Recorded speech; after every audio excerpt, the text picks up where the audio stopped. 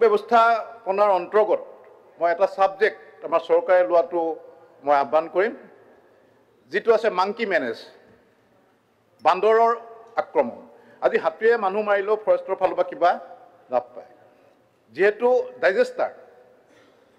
So monkey menace should be identified as a digester in the villages. আৰু এইটো ডাইজেষ্টাৰৰ ৰূপ লৈছে। মই এই সদনতে আগতে দুবাৰ তিনিবাৰ মই কৈছোঁ কেনেকৈ আমাৰ গাঁৱৰ মানুহবিলাকে বান্দৰৰ আক্ৰমণত খেতি বাতি সকলো কৰিবলৈ এৰি দিছে। হাজাৰ হাজাৰ বিঘা কৃষিভূমি আমাৰ কৃষকে ধান খেতি কৰিবলৈ এৰিছে। যিসকল কৃষকে আগতে নিজৰ বাৰীখনত পাচলি খেতি কৰি পেলাই নিজে কিবা এটা অৰ্থনৈতিকভাৱে স্বাৱলম্বী হৈছিল বা নিজৰ কাৰণে খাদ্য প্ৰস্তুত কৰিছিল পাচলি, সেইবিলাক বাৰী এতিয়া উচন হৈ পৰি আছে।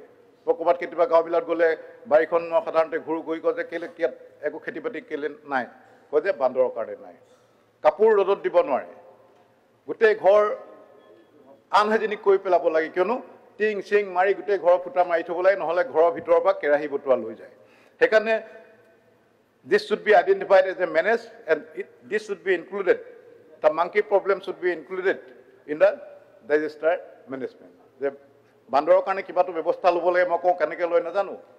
অষ্ট্ৰেলিয়াতটো কালিং হয়, যিটো কাংগাৰুৰ যিটো অত্যাচাৰ অষ্ট্ৰেলিয়াত, তাত ইয়াৰলি এটা বোলে ইমান 1000 কাংগাৰু এইবাৰ কিলিং হ'ব, তেনেকুৱা ধৰণৰ ব্যৱস্থা। কিন্তু আমাৰ ইয়াত যিহেতু বান্দৰক বহুতে ভগৱান হিচাপে মানে, সেইটো মই কৰিবলৈ নকওঁ। কিন্তু সেই ইয়াৰ পপুলেশ্যন কণ্ট্ৰল কৰিবৰ কাৰণে বা ইয়াৰ মানুহৰ ওপৰত যি অত্যাচাৰ, সেইটো বন্ধ কৰিবলৈ কিবা এটা ব্যৱস্থা ল'ব লাগিব। নহ'লে বহু কৃষক আমাৰ গ্ৰাম্য অৰ্থনীতি তললৈ লৈ গৈছে।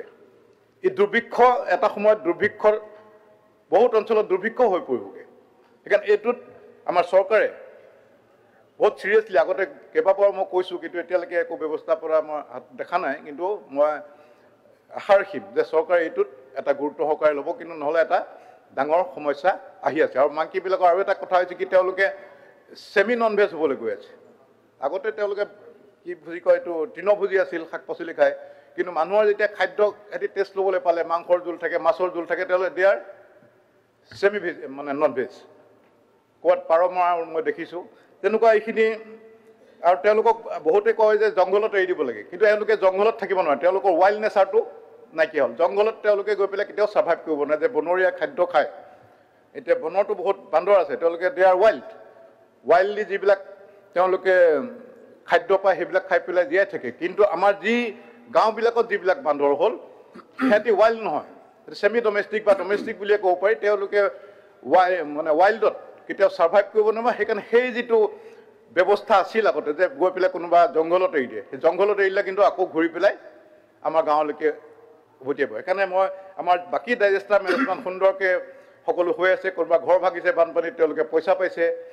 আমাৰ ধুমুহাত ঘৰ ভাগিছে, পইচা পাইছে। বানপানীত খাবলৈ খাদ্য সময়মতে ধুনীয়া খাদ্য, কোনো অভিযোগ নোহোৱাকৈ খাদ্য পাইছে।